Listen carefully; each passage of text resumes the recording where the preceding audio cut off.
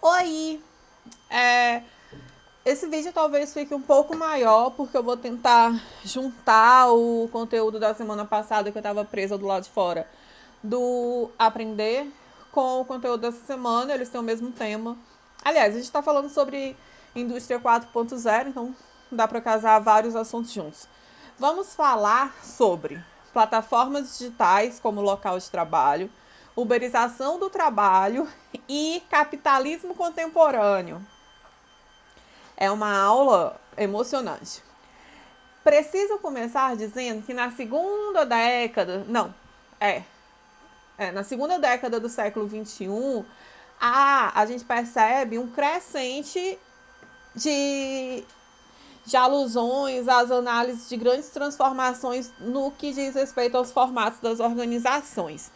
E também uma crescente análise das relações de trabalho, em especial as associadas à utilização de novas tecnologias. Esse barulho de fundo é do roubo que... Filha, o roubo matou a planta.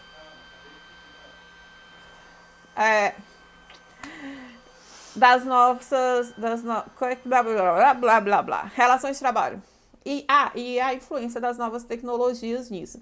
Principalmente no que diz respeito às tecnologias de informação e comunicação, TICs. É um nome, uma sigla que vocês vão... Isso aqui foi minha filha que andou fazendo arte. Não tinha um quadro dela, ela achou que ficaria bom com a contribuição. TICs, Tecnologia de Informação e Comunicação. Porque as TICs, elas acentuaram ainda mais esses avanços do que a gente chama de indústria 4.0. E, consequentemente, acentuaram também a automoção e o uso de inteligência artificial para trabalhar. Então, por isso, é necessário que a gente pense o que é esse novo negócio, o que é essa nova forma de organização, especialmente porque numa narrativa do capitalismo, do capital, isso é um elemento central para falar sobre o que isso degrada a natureza. Natureza natural, né, de bens naturais, quanto natureza de trabalho.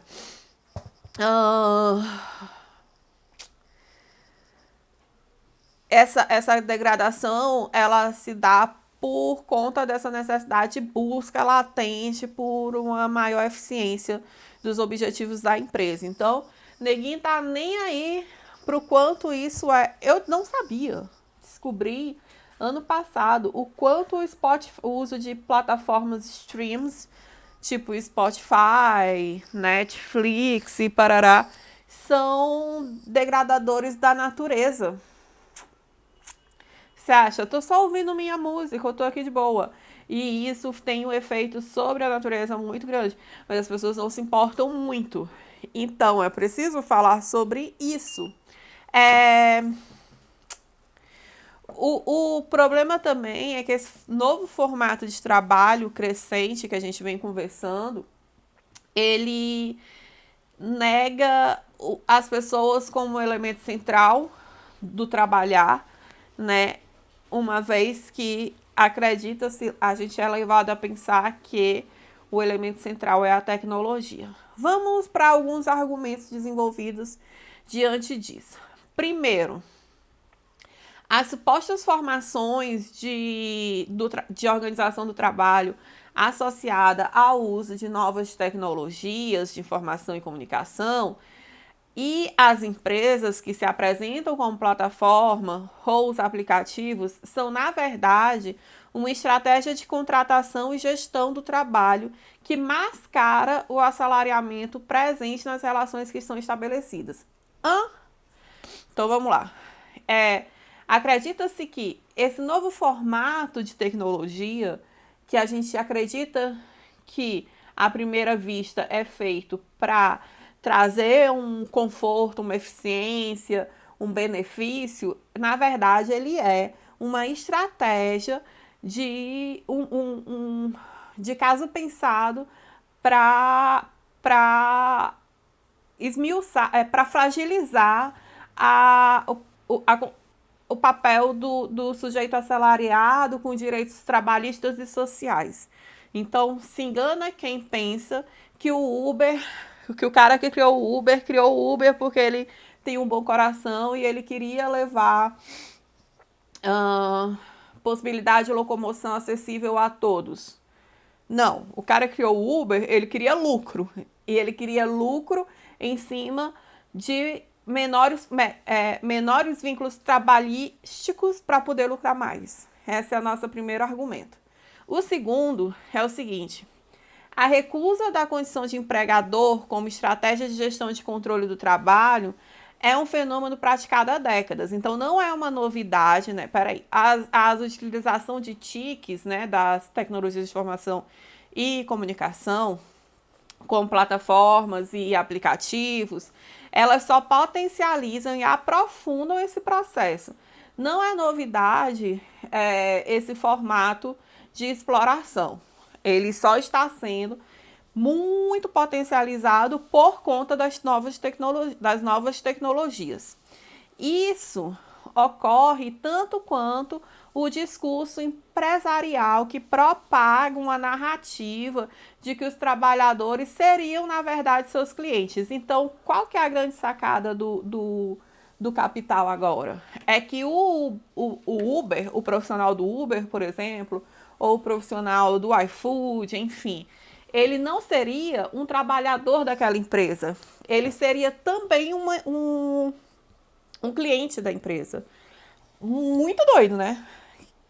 Porque é o seguinte, o Uber, eu vou sempre usar o Uber como exemplo, tá? Mas vocês fiquem aí ligados que isso se aplica a uma série de outras ferramentas.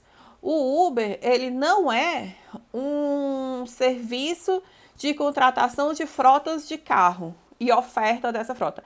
Ele é um serviço que liga a busca, a oferta de um produto, né, que é o motorista, com a busca por a oferta de um serviço com o buscador desse serviço. E aí, por isso, ele coloca que ambos são seus clientes, ambos são clientes desse meio. E nisso, nesse posicionamento que ele se mantém, ele tira dele o papel de responsável por aqueles trabalhadores, que é extremamente confortável, é o sonho de todo patrão. Além disso, a gente vive num momento de contradição quase irônica do capitalismo contemporâneo, né? Do capitalismo atual. Porque, do ponto de vista técnico, a utilização das TICs, ela, na gestão do trabalho, ela torna a identificação, a vigia, né?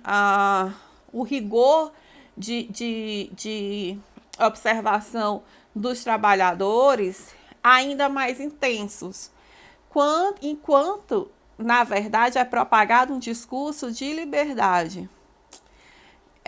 Então, o Uber, ele tem todo o controle de quanto tempo o cara passa logado, quanto ele ganha, quanto ele deixa de ganhar, o que ele recusa, o que ele aceita, para onde ele vai. Então, ele tem um controle claro sobre aquilo, mas, em contrapartida, ele vem de um discurso de que venha ofertar seu trabalho aqui, não é venha trabalhar com a gente porque ele não trabalha lá, mas venha ofertar seu trabalho aqui com a gente, seja nosso cliente, seja senhor do seu trabalho e faça você o seu tempo, só que não é ele que faz o tempo dele, porque ele está sendo monitorado e tem estratégias de controle sobre esse monitoramento muito fortes. Eu vou falar sobre essas estratégias de controle mais para frente. E além disso, essas novas formas de trabalho, elas não estão sujeitas à regulação protetiva, né? E daí ela tem uma demanda grave por uma demanda. Ele tem um problema grave de acentuar, né? De legitimar essa falta de limite de exploração do trabalho e do trabalhador. Vamos falar então vamos falar sobre tecnologias digitais nesse novo formato. O que acontece? É comum, é frequente a ideia de que o objetivo desses tipos de empreendimento, como eu falei, é conectar a demanda de um cliente com o ofertador de um produto ou de um serviço, né? Mas, que também pode ser chamado de platform economic, né?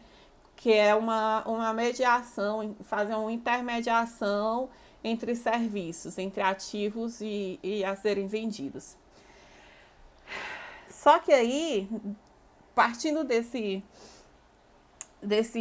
jeito de olhar, fica parecendo que essas terminologias, elas dão uma identidade típica uma identidade típica às TICs, que é o seguinte: contatos online entre produtores e consumidores, trabalhadores e empresas, o uso de aplicativo ou plataforma, ele é o acesso pelo computador ou pelo celular, né?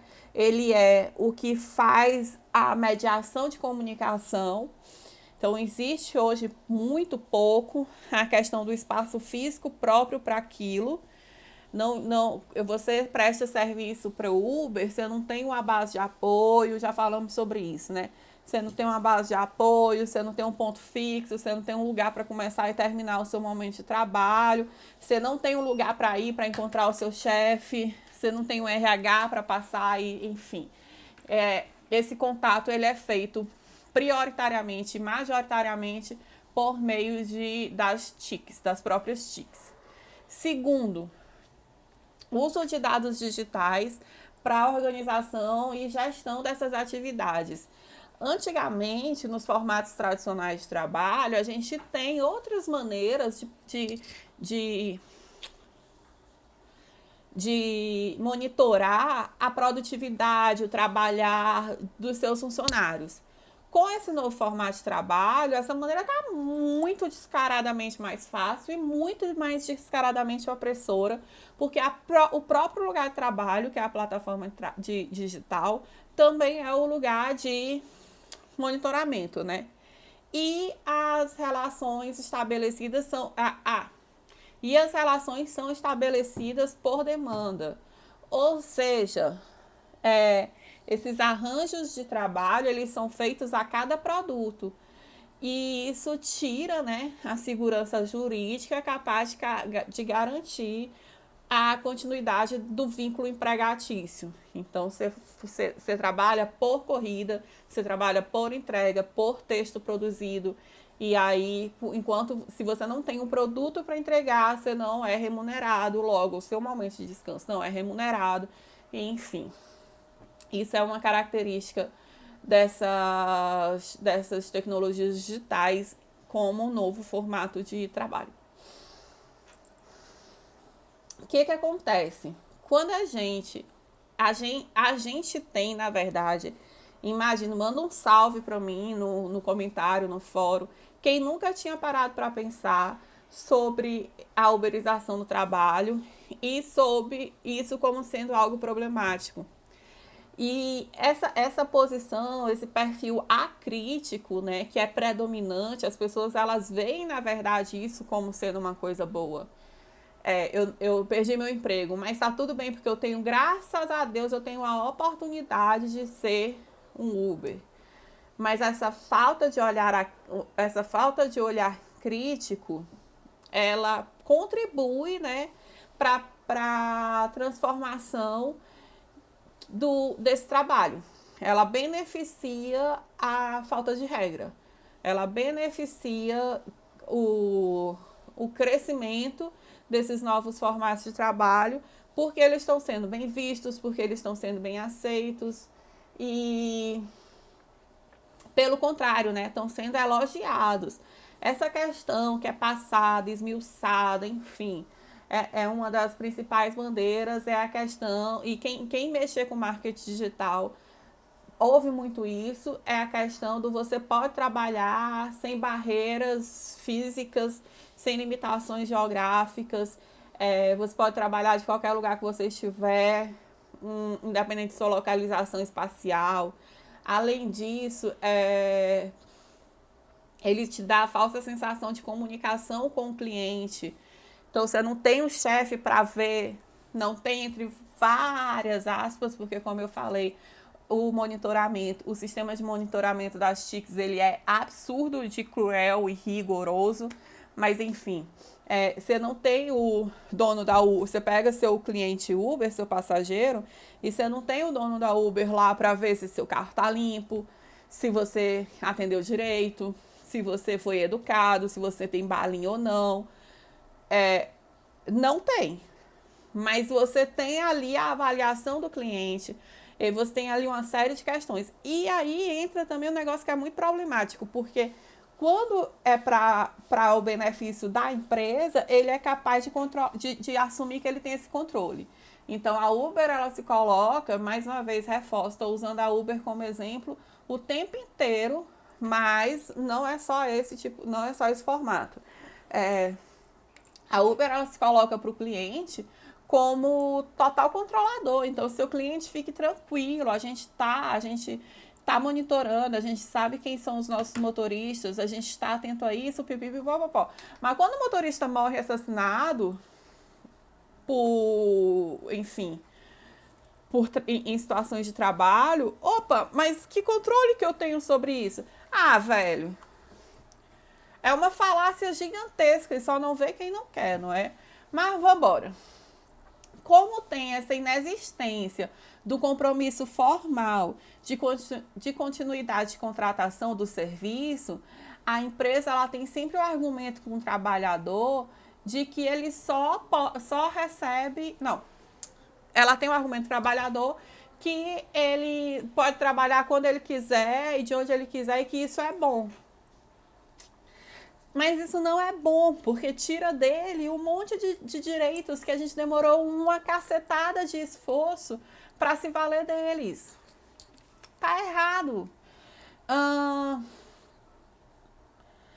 E nisso eles ficam afirmando que essas plataformas de trabalho são um ambiente mais atrativo para quem quer um estilo diferente de vida, sem a rigidez de um emprego CLT tradicional, facilitando a manutenção de mais de um emprego, quanto na verdade o que a gente quer? A gente quer que a pessoa trabalhe, mas a gente quer também que a pessoa tenha lazer, tenha qualidade de vida, tenha outras questões e não viva para trabalhar, como é o que o capitalismo contemporâneo dita. Ele dita que nessa falsa sensação que ele dá pra gente de liberdade contínua, de você pode trabalhar aqui, acolá, prestar serviço para quem você quiser, pipipipopopó, e você é o senhor de sua renda, a gente tá morrendo. Eu mesma trabalhei 3 anos em uma empresa de pesquisa de mercado e marketing, e CLT, graças a Deus, porque não sou filha de uma égua para ficar fazendo trabalho por demanda. Mentira, mas infelizmente eu acho que vai chegar uma hora que a gente vai ter, seremos todos filhos de uma quenga. E aí, depois de um tempo, eles viraram para mim e falaram: olha, a gente adora o teu trabalho. Na verdade, foi aí que eu já tinha muitos problemas éticos em tocar esse tipo de trabalho, mas precisa pagar conta, então você se submete.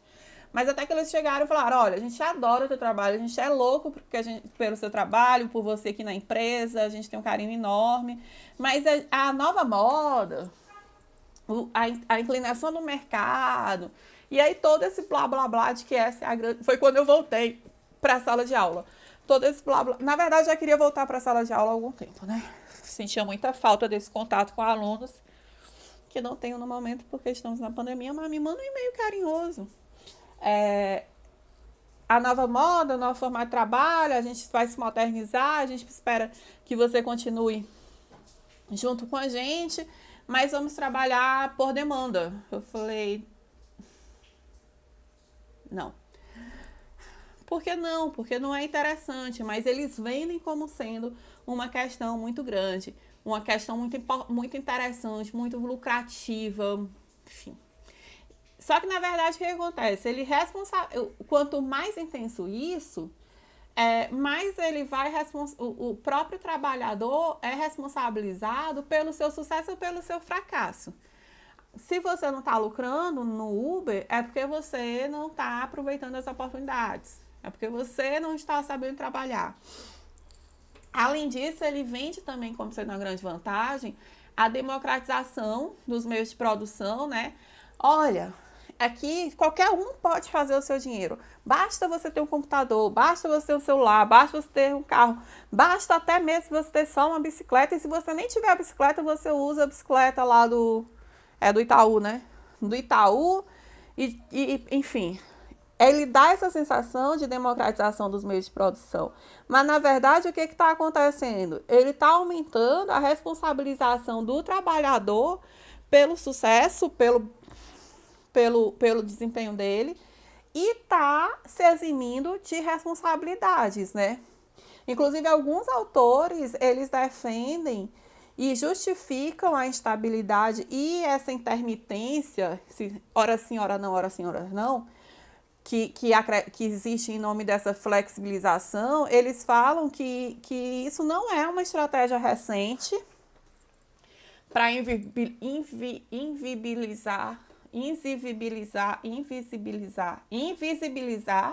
a figura do empregador, né? Como que eu vou reclamar com o meu chefe da Uber? Quem é o meu chefe da Uber? Mas eles falam que isso não é uma novidade, que já existia, ele está realmente só potencializado com o avanço surreal das tecnologias de informação e comunicação. Com essa invisibilização do empregador, tem a dificultação da regulamentação protetiva do trabalho, né? Eu não sei nem quem é meu chefe, como é que eu vou pedir por melhoria? E aí aumenta a precarização do trabalho.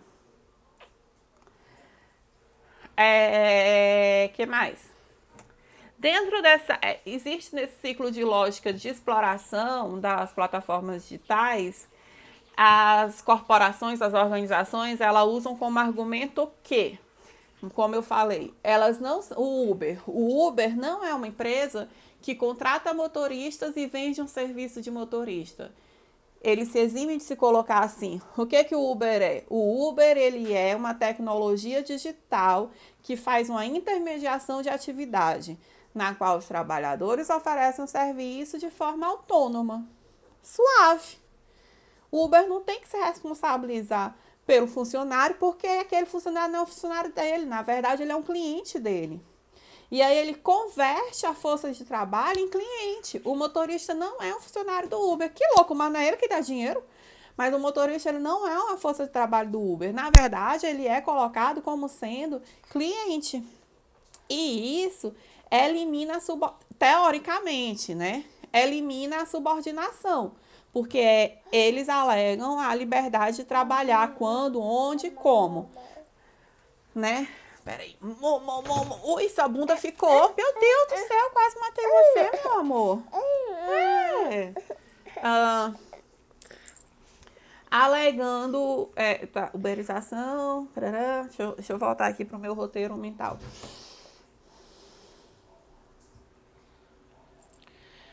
A uberização, ela tem que ser compreendida, e ela somente pode ser compreendida e utilizada como expressão do modo de trabalho que se expande pelas plataformas digitais, quando a gente entende que essas relações, elas são cada vez mais individualizadas. Não é por acaso que assim, acaba que as pessoas criam estratégias e eles acabam se conhecendo, né? Mas, de maneira geral, o projeto inicial é de que eles não tenham, os trabalhadores não tenham contato, eles não precisam ter contato. E aí, como que eles vão se organizar em formato de classe, em categoria? Porque classe é uma só, o que muda é a categoria. Aprendam isso. Existe só a classe dos trabalhadores. Não, existe outras classes, mas assim, existe a classe dos trabalhadores. E aí existe a categoria dos professores, categoria dos psicólogos, categoria... Então, não se chama classe dos Ubers, se chama categoria dos Ubers, mas esse não é o conteúdo da aula.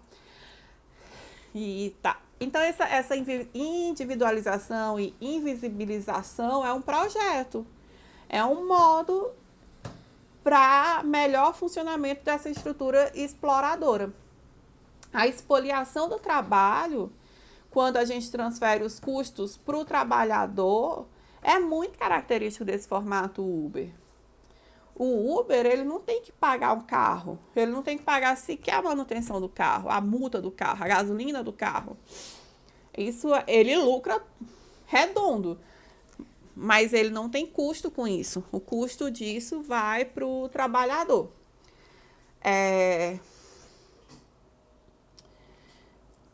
Alguns autores, eles indicam que essa tecnologia digital, ela não é... Aqui tem uma sacada muito importante. Eles falam que as tecnologias de informação e comunicação, elas não são condições necessárias para essa modalidade de trabalho, para essa flexibilização e precarização do trabalho, que isso aconteceria de qualquer jeito. A estratégia de contratar trabalhadores negando a condição de assalariamento, ela tem sido intensificada há algumas décadas, muito antes da existência desse tipo de plataforma, né? Já se falava em expansão de novas formas de trabalho. Por exemplo, as cooperativas de trabalho, os aluguéis de cadeira de trabalho, de salas, o trabalho integrado, a questão de entrar com sociedade, os freelances, os trabalhos avulsos, já existiu. A questão é que as tecnologias de informação e comunicação potencializaram como a zorra que isso acontecesse, né? Nesse caso, negar a condição de assalariamento é uma estratégia-chave para gerir o trabalhador, né? Porque precarizando o trabalho, negando os direitos e as garantias e transferindo os riscos do trabalhar para os próprios trabalhadores, é que é gerada mais ainda a dificuldade de organização de categoria / classe e de resistência a esse tipo de capital contemporâneo, né? Acentuando ainda mais a subordinação das pessoas. Porque eu vou me rebelar e vou fazer meu próprio Uber. Quer saber? Não tem como, porque a relação é fragilizada.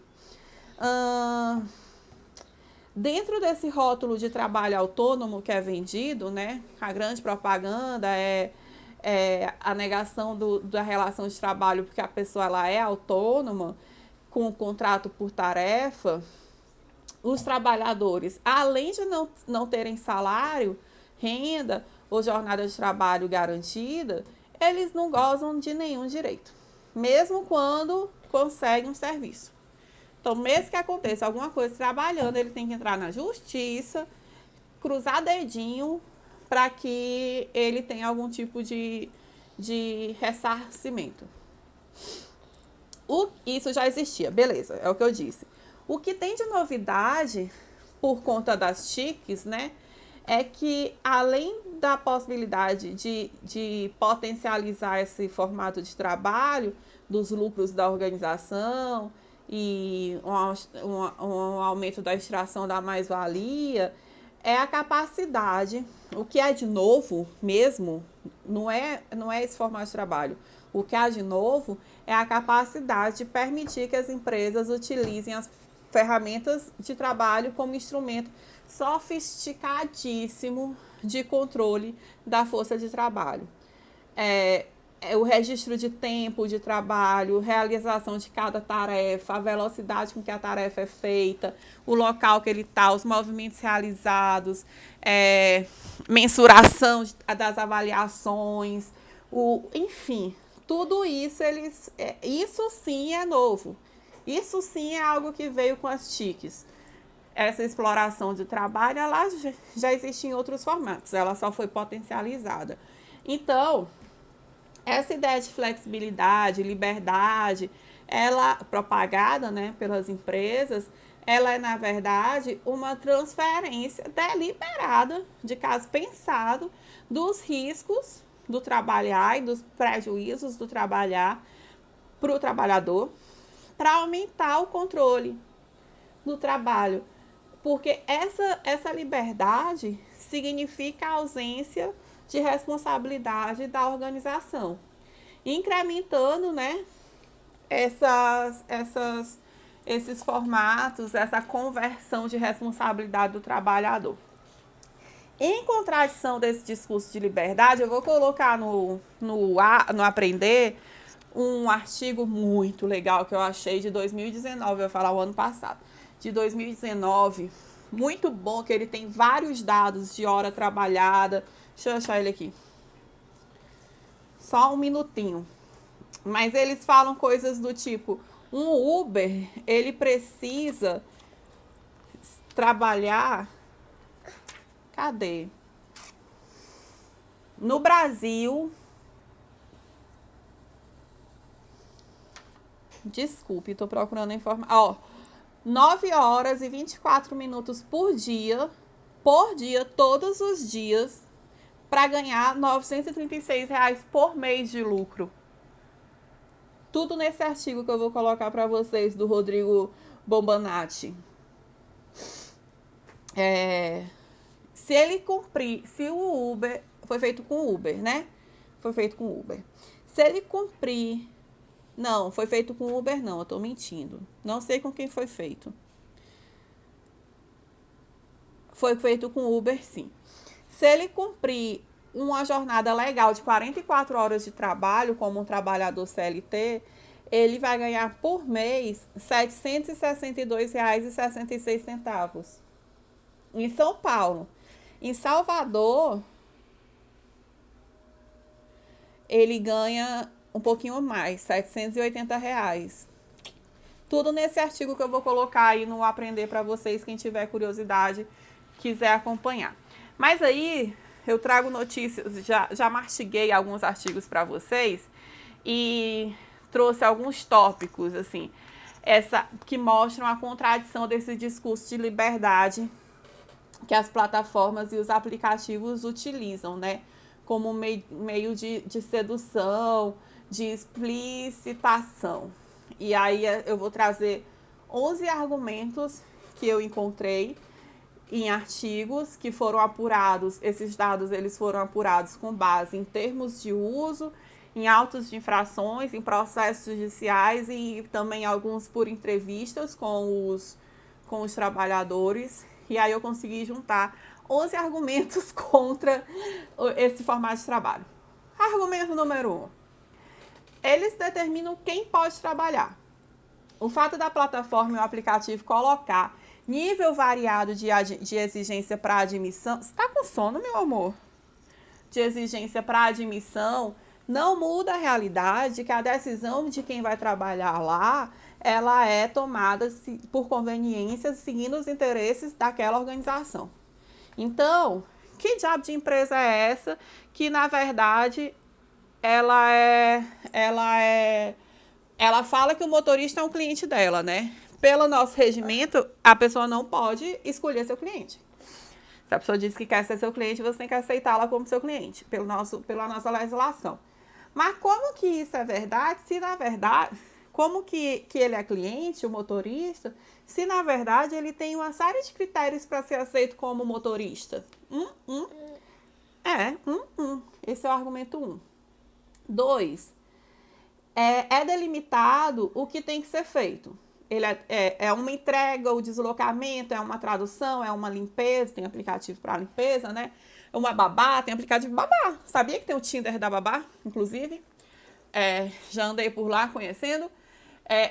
Quem delimita isso é o aplicativo, é a organização, e não o cliente, e não o trabalhador. Então, como que há liberdade se, na verdade, ele não pode escolher? Meu amor, sua foto é linda, a mamãe tá... Nossa, eu tô vendo bem mesmo, porque você esfregou na minha cara. Foto dela. Seu pai tá chamando, não tá? Vai lá. Ó, ele chamou você. Quem delimita isso é a organização. Cadê? Que liberdade é essa? Outra coisa. Como que o trabalhador é um cliente se Xoxa é o mais velhinho, né? Tem um dos novos, mas deixa eu terminar aqui a aula que eu tô quase acabando. Como que o trabalhador, na verdade, é um cliente e como que o Uber, ele é só, na verdade, uma plataforma que liga prestador para prestado de serviço, se, na verdade, o trabalhador que vai realizar o serviço não tem a possibilidade de captação do cliente. Quem faz isso é a organização. Pergunto-me. Outro argumento é a Uber é que delimita como essa atividade vai ser efetuada. E ele delimita isso nos mínimos detalhes. Trajeto, condição do veículo, até mesmo o comportamento do funcionário. Cadê a liberdade? Mais uma, já perdi as contas, porque eu não anotei no dedo. Determina, é para ter 11 no final, determina o prazo de execução de serviço. Como que eu tenho liberdade, eu trabalho no seu tempo, no seu espaço, mas entregue o trabalho em tal período, faça a corrida em tal período. Não existe liberdade. A determinação do prazo de execução do serviço, tanto para entrega quanto realização das traduções, ela é feita pelo aplicativo, né? Pela plataforma. Além disso, eles estabelecem de modo unilateral os valores. Não, cadê a liberdade? Cadê a liberdade? Porque os valores da contratação e prestação de serviço não é estabelecido pelo trabalhador. Além disso, e o que é pior nesse formato, em algumas plataformas existe uma espécie de leilão ao inverso, né? Que coloca o trabalhador em uma concorrência permanente para saber quem é que vai cobrar menos. Velho! É desesperador. Mas vamos embora. Não bastasse a instabilidade das tarifas. Aí o outro argumento. Eles falam que é livre, mas determinam como o trabalhador deve se comunicar com sua gerência. A gerência é unilateral. Fala que é livre. E como que eu sou um cliente? Eu sou o cliente, o motorista do Uber, sou um cliente também, assim como o usuário, eu sou também um cliente da plataforma Uber. Sim, pois eu como cliente quero reclamar aqui do negócio. Aonde? Não tem, né? Pressiona os trabalhadores para serem assíduos e não negarem serviço, né? Porque nesse negócio de negar serviço, ele tem a constante ameaça de ser desligado. Pressionam os trabalhadores a ficarem mais tempo à disposição, usando alguns incentivos que, na verdade, nem são tão interessantes para o trabalhador, mas enfim, quando a gente está com os boletos batendo na bunda, meu filho. E eles usam o bloqueio como forma de ameaça, o desligamento sem justificativa, porque ele não precisa ter uma justificativa, ele não precisa nem pagar multa. Só tchau, um beijo, vou embora. Você não acessa mais a plataforma, né? Tudo isso são medidas de controle para manter o trabalhador dentro dessa instabilidade, convertendo o regramento descrito, né, como um poderoso instrumento de gestão e controle da força de trabalho. O controle e a subordinação exacerbada, né, pelas transferências do risco para o trabalhador, ela diminui os custos do capital, né? Eu tenho uma frota de carros, mas nenhum desses carros são meus. Eu tenho uma frota de carros, mas eu não tenho que me preocupar com a manutenção deles. É maravilhoso! Gente, quem teve essa ideia é uma pessoa muito malvada e esperta, tudo ao mesmo tempo.